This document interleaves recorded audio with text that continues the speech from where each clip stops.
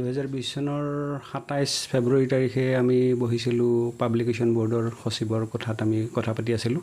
তেতিয়া মই সেই লগে লগে তাতেই মানে দেৱী প্ৰসন্ন পট্টনায়ক তেওঁ মানে ফাউণ্ডাৰ ডাইৰেক্টৰ CIL আৰু মিনিষ্ট্ৰী অফ HRD ভাৰত চৰকাৰৰ তেওঁ ছেক্ৰেটাৰী হৈ আছিলে আৰু তেখেতলৈ মই ফোন কৰিলোঁ। তেখেতৰ লগত মোৰ বহুত দীঘলীয়া সম্পৰ্ক এটা আছিলে আৰু ফোন কৰাৰ লগে লগে আচৰিত কথা মানে তেখেতে লগে লগে আমাক মাতি পঠিয়ালে।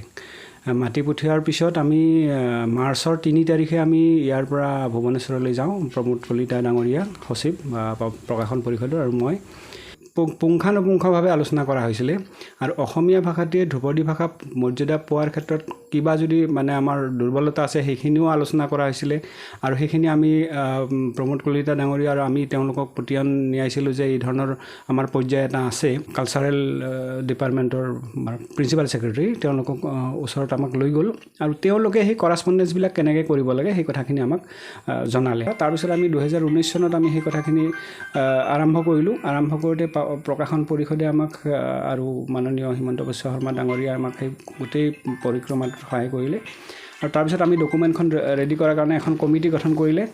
সেই গোটেই কামটোৰ তদাৰক কৰিলে এতিয়াৰ মুখ্যমন্ত্ৰী ডক্টৰ হিমন্ত বিশ্ব শৰ্মা ডাঙৰীয়াই। তাৰপিছত নৰেন্দ্ৰ মোদী ডাঙৰীয়াক কনভিন্স কৰিলে তেওঁ প্ৰধানমন্ত্ৰী ডাঙৰীয়াই এই বস্তুখিনি নিজৰ নিচিনাকৈ লৈ পেলাই ভাষাটোক স্বীকৃতি প্ৰদান কৰিলে। গতিকে এইটো আমাৰ কাৰণে এটা দীঘলীয়া পৰিক্ৰমা, কষ্টকৰ পৰিক্ৰমা, কিন্তু খুব ভাল লগা।